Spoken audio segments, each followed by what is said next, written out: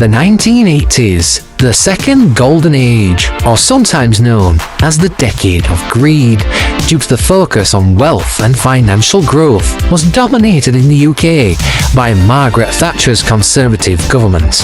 Her handling of key events such as the Falklands War and the miners' strike earning Thatcher the nickname of the Iron Lady. Most would agree she was the last British leader to show true leadership, and is often said to have had bigger balls than any Prime Minister since. She's also the longest serving Prime Minister of modern history. The 80s also gave us the royal wedding of Charles and Diana, Live Aid,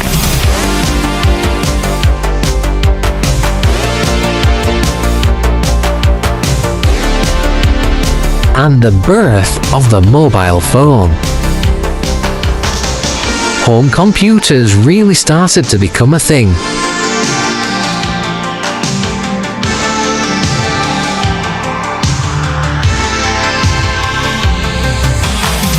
VHS tapes and the video recorder enabled people a flavour of the cinema in their front rooms.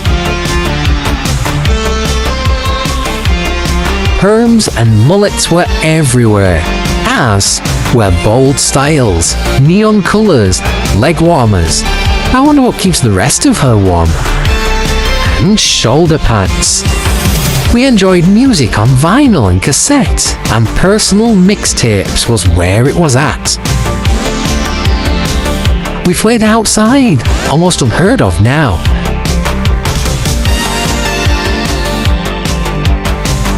Watched cartoons after school and on Saturday mornings while looking forward to, or perhaps dreading, the family holiday to Butlins. Ladies and gentlemen, these were the 1980s. The 1980s was also the era of the pop culture boom. We saw the rise of iconic pop music and fashion, and of course, the greatest and most fondly remembered toys of our childhoods.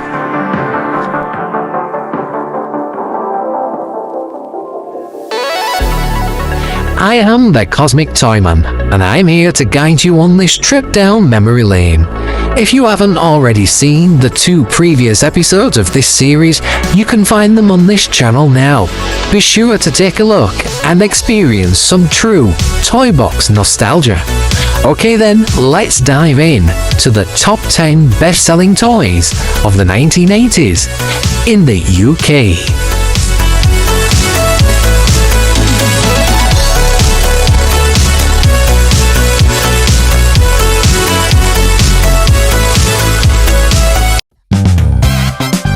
Number 10. Sylvanian Families. Sylvanian families, a little world of love that's all made of Sylvanian families. Caring for each other, getting ready on a special day. Sister, brother, dad, and mother. Sylvanian families, each sold separately. Sylvanian families, you're the one for me. Pleasant friends of the forest, Epoch System Collection Animal Toy Sylvanian Families. Wow, what a mouthful. It was released in Japan in 1985. Ah, of course, Japan do have a thing for super long titles, don't they? The name was quickly shortened to Sylvanian Families. The toy was released later in 1985 in the US, but the UK didn't get it until 1987, most likely to coincide with the animated series by Deke. By the following year, Sylvanian Families had already become a huge success and managed to win the British Association of Toy Retailers Award for the Toy of the Year for 3 years running in 87, 88 and 89. Epoch created and manufactured them, but in the UK they were distributed by Tomy. The original releases of the dolls' houses and playsets were made of porcelain with actual wooden furniture. But this was quickly changed to plastic, though they still captured the wood-like grain texture in the moulding, and still do to this day.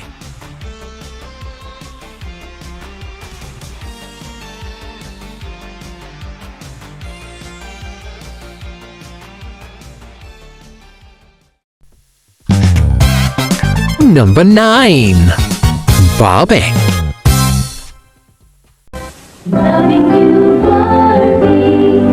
Here's a love note from me, Barbie, because you're so beautiful. Here's Loving You Barbie doll dressed in velvety red hearts with love notes, stamper, and heart stickers. Loving you, Barbie. My love note is all hearts, because I love you, Barbie. Loving you, Barbie. Here's one for Barbie, because she loves us, too. Loving You Barbie doll comes in a red heart gown with love notes, heart stickers, and an I love you stamper from Mattel. Created and released by Mattel in 1959 after they saw the German build Lily doll, Barbie went on to become a worldwide phenomenon. However, her acceptance was a little slower here in the UK. With the release of Cindy, British girls didn't really connect with the American brand, and their mothers would prefer to buy them the more English Cindy doll. Take a look at our 1960s video. By the 1980s though, Barbie had made a great deal of headway and managed to earn her place on this list. Over the years, Barbie has come under a lot of fire for conveying unrealistic body imaging to young girls, but she still endures. The glamorous appeal of Barbie for girls is obvious. What young girl didn't want an endless wardrobe, a Malibu dream house, a hot pink sports car, and a gay best friend called Ken? In 1985, Barbie became a multimedia franchise. Since then, there have been comics, video games, animated series, and movies. And with the global success of 2023's live-action blockbuster movie, I think it's safe to say that Barbie is going nowhere.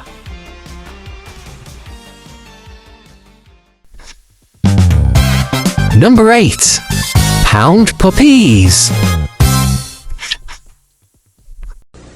Those lonely pound puppies really need to be rescued.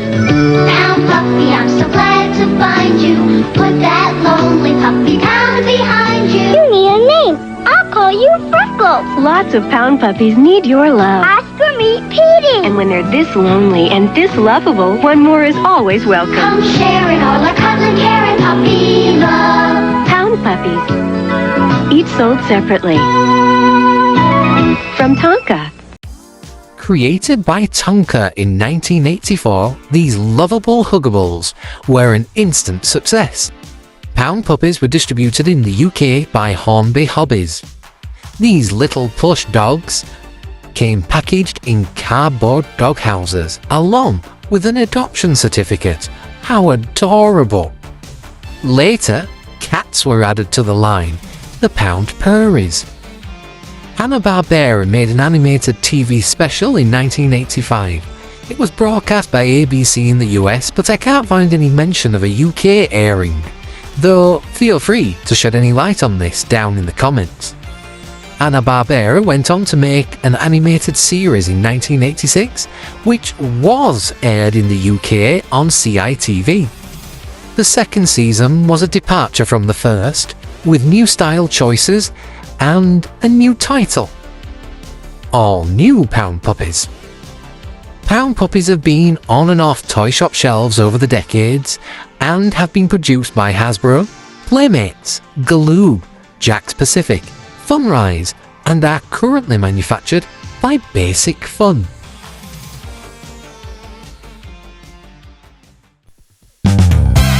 Number 7. My Little Pony.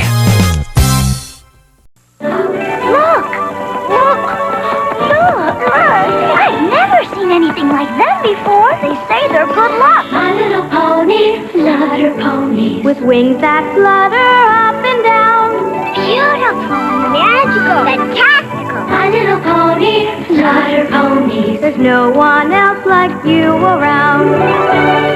My Little Pony Flutter Ponies, each sold separately. You can collect them all from Hasbro.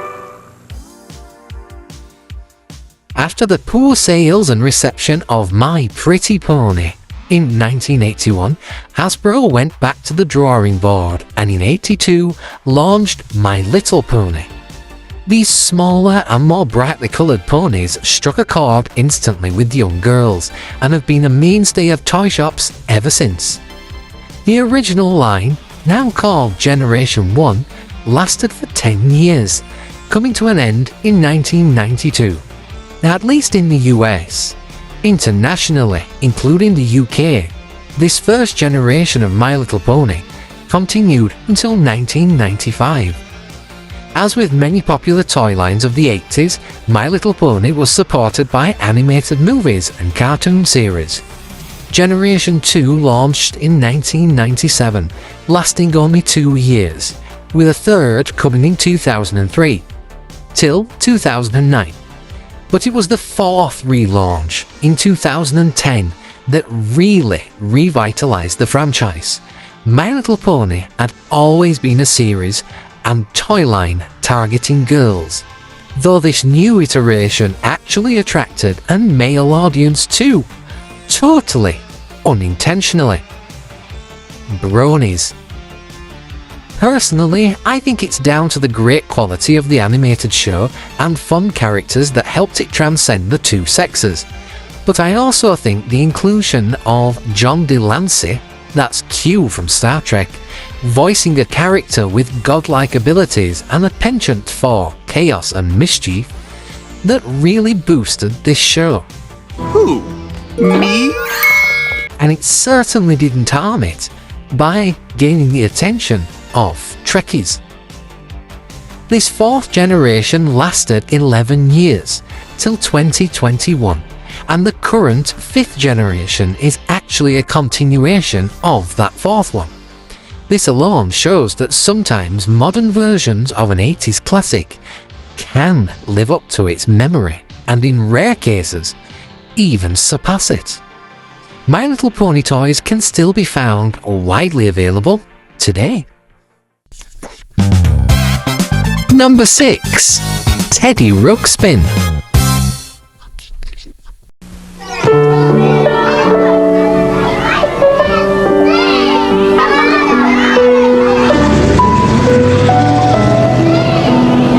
Four batteries not included.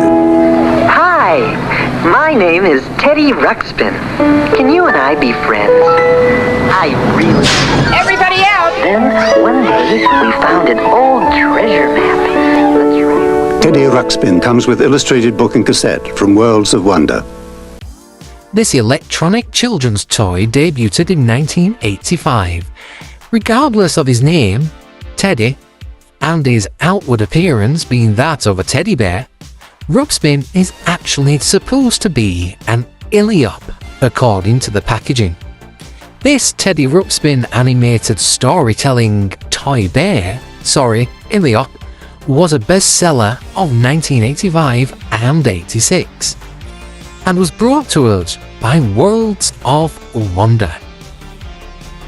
Through the magic of technology, an audio cassette could not only read a story through Teddy Ruxpin, but also control his animatronic motors for his eyes and mouth.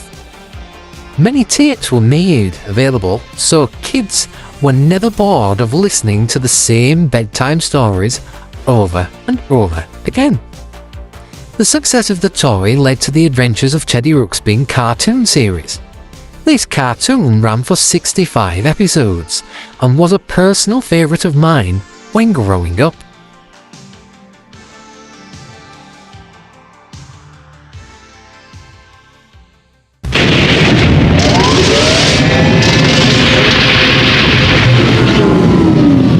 I failed again. How about these, Master? Hi there. My name is Teddy Ruxpin. How are you today? Fine. Well then, I would like to tell Teddy you Ruxpin, story.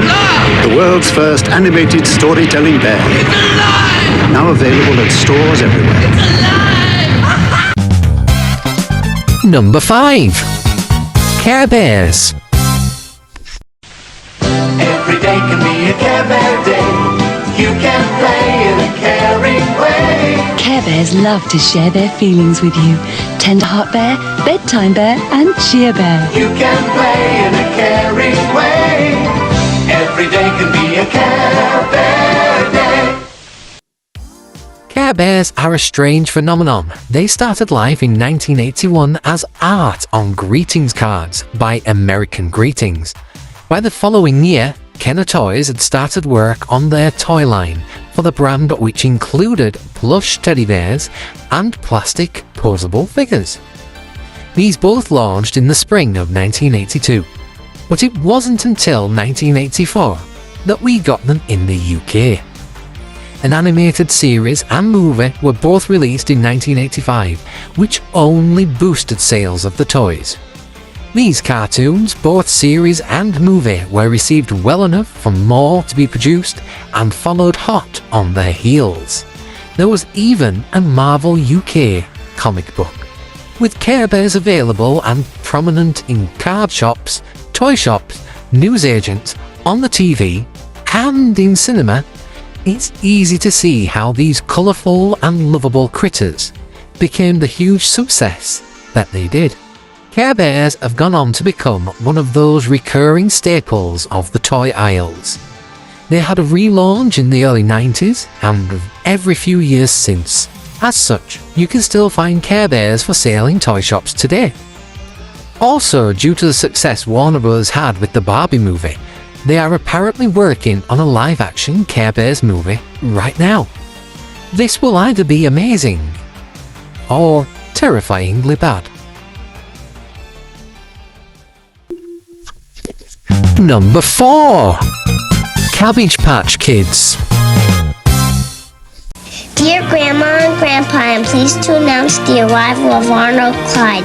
That's you! Adopting a real Cabbage Patch Kid is a joy for the whole family. Arnold Clyde! I can't wait to see him. They're here! Look, genuine adoption papers and birth certificates. You'll even get a birthday card. Here's Arnold Clyde. Oh, look, your dimple. Your smile. Your hair. Your glasses. Definitely our great-grandson. The Cabbage Patch Kids from Coleco. These ugly little tykes were big news in the US, not only being hugely popular, but also being the cause of riotous behaviour in stores when they were released in 1982. In 1983 they came to the UK, just in time for the Christmas wish lists. I'd like to say that UK buyers were far more sensible than their Yankee counterparts, but sadly they were just as feverish for these charming dolls, leading to national craze in the UK too. On 3rd of December 1983, Hamleys of London opened their doors to a rush of hundreds of people that had queued overnight for a chance to get a Cabbage Patch Kid doll for their child. And events like this across the country made the mainstream news. Cabbage Patch Kids were created by Coleco Industries and manufactured by them until 1988, when they filed for bankruptcy. Seriously, what did they do with all that money they made off these dolls? Sheesh. Hasbro took the rights and continued to make them for several years, adding various gimmicks to them. Mattel got them in 1994 and began releasing them in 95.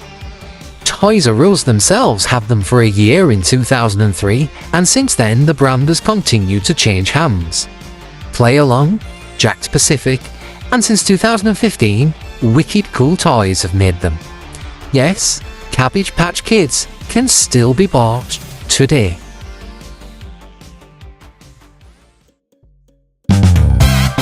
Number 3. Transformers. Transformers, more than meets the eye. Autobots wage their battle to destroy the evil forces of the Decepticons. The Transformers, more than meets the eye. The Transformers, robots in disguise. Attack the Autobot Commander! Call in an Decepticon leader! Transformers, more than meets the eye. Transformers, sold separately from Hasbro. Transformers is one of those examples of a toy line that quickly became a phenomenon, spanning a multimedia franchise that would last for at least 40 years. Taking Takara's Diaclone and Micro-Change lines of transforming robot toys, combining them into one line and giving them a whole new backstory, Hasbro created one of the most successful and long-lasting toy lines in history. The original Transformers toy line, cartoon, and comic book all launched in 1984 and ran until 1990. These 6 years saw the toy line grow and grow, saw the cartoon get a theatrical movie, and saw the planned 4-issue Marvel comic series run for 80 issues in the US. The UK comic ran for an incredible 332. Transformers were available in differing sizes and price points, cleverly ensuring that there were options for all budgets and something to hope for at Christmases and birthdays. This is something Hasbro still do with the line to this day. Transformers was a warhorse in toy shops until it inevitably came to an end. The US lost Transformers in 1990, but here in the UK the line continued. In 1990, Transformers Classics were launched. These were earlier toys that had been off the market for a few years, probably because these characters had mostly been killed off in the 1986 movie, and focus had shifted to newer characters.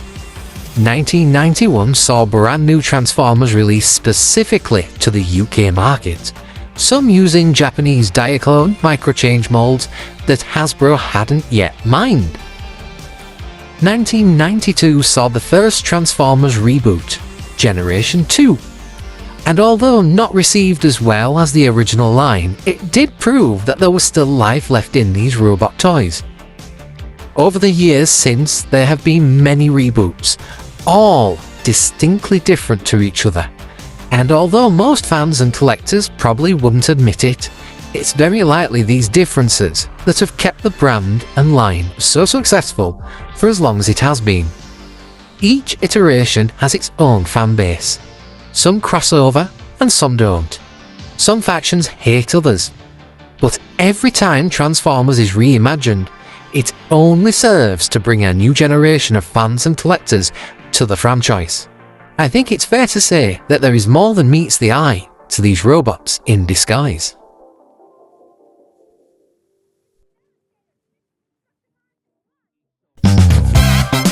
Number 2. Masters of the Universe. He-Man. Who's the big guy with the muscles? He's He-Man, the most powerful man in the universe. Skeletor is his enemy. He-Man. Introducing He-Man, Skeletor, and Castle Grayskull. You're doomed, He-Man. Oh yeah? Watch this action, Dad. Now I have the power. He-Man, Skeletor, and Castle Grayskull, each sold separately from the Masters of the Universe collection. New from Mattel, the world's #1 name in toys.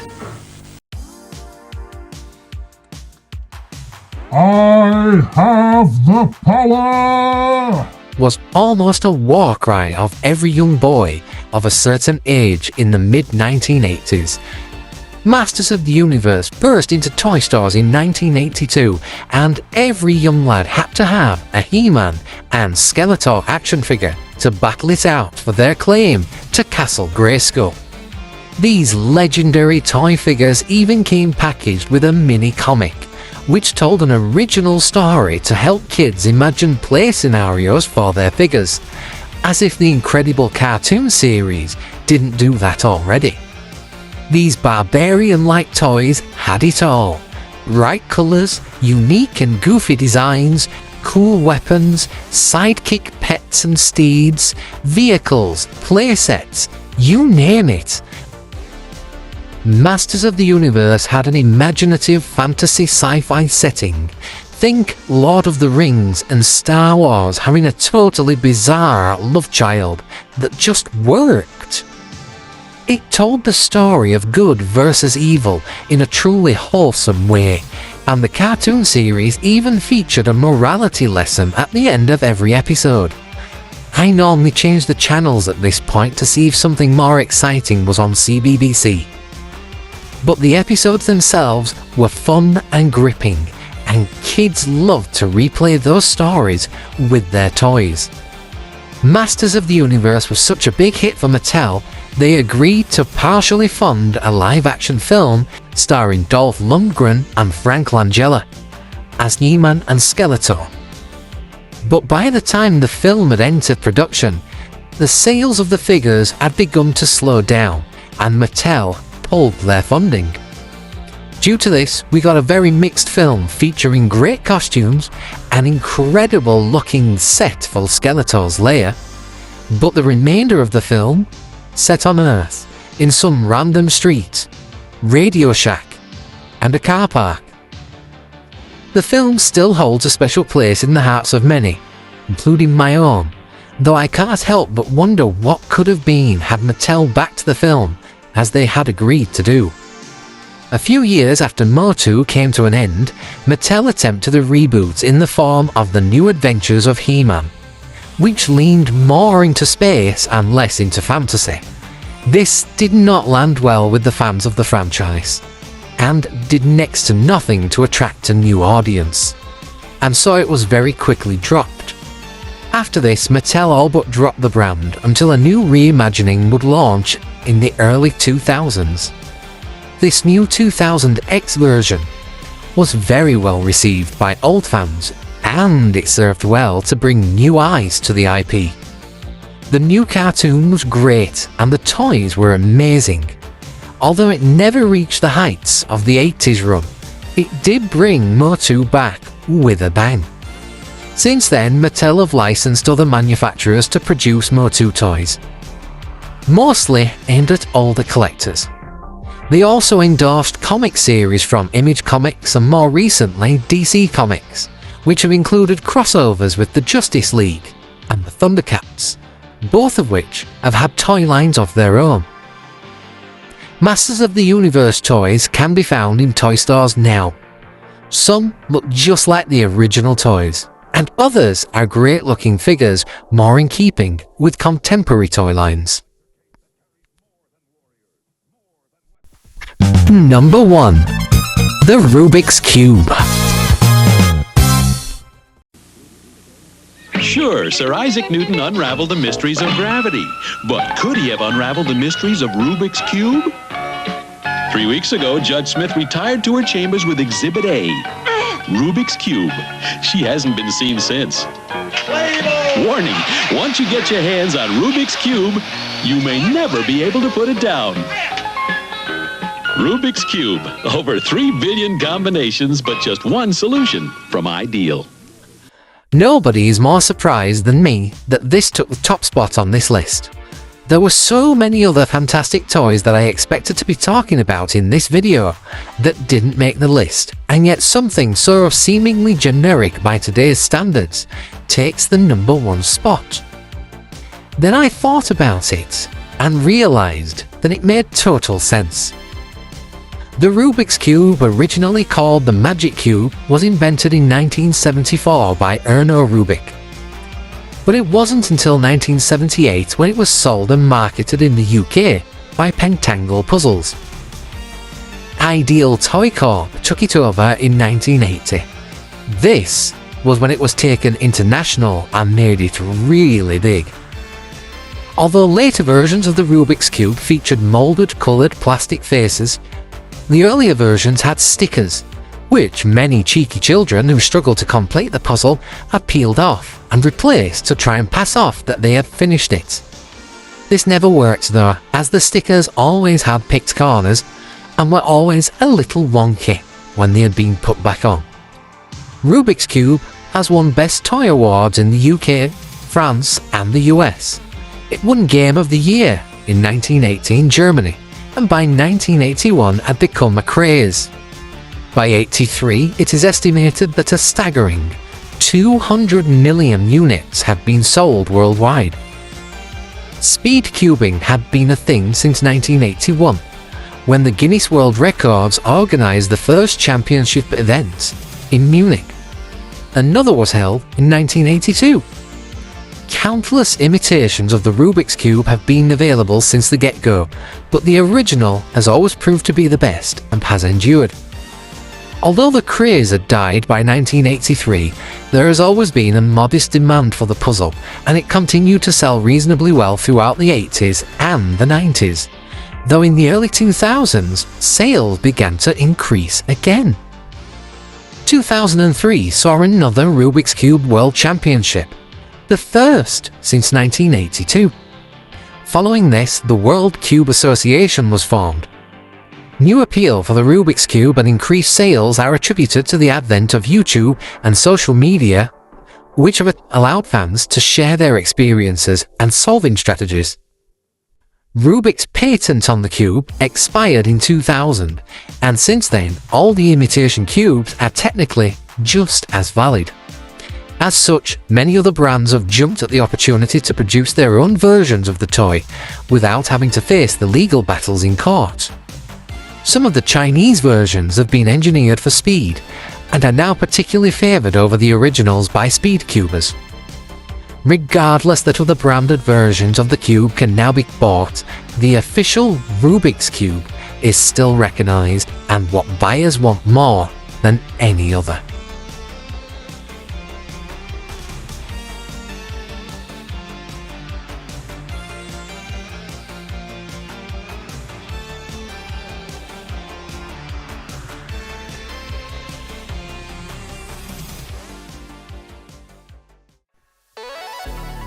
So that was the top 10 best-selling toys of the 1980s in the UK. Were there any entries that surprised you? Was there anything you expected to see here, but didn't? What was your favourite 1980s toy? Be sure to drop a comment to let us know. If you enjoyed this video, why not take a look back at our 1970s and 1960s videos on this channel? And remember to give this video that all-important thumbs up. Thank you all so much for watching. Join us next time for a hit of 1990s Toy Box nostalgia. A very special thank you goes out to our channel sponsors. We've got LOWBOT, Steve, Ben Chapman, Mario White, LOWBOT once again, Stuckinside, Dominic Nisbet, JoshyyBoyyToys, Excelsior's Domain, Bill Atkin, Blackadder, not I, Dezimondo, and Flav. Thank you all so much for your support.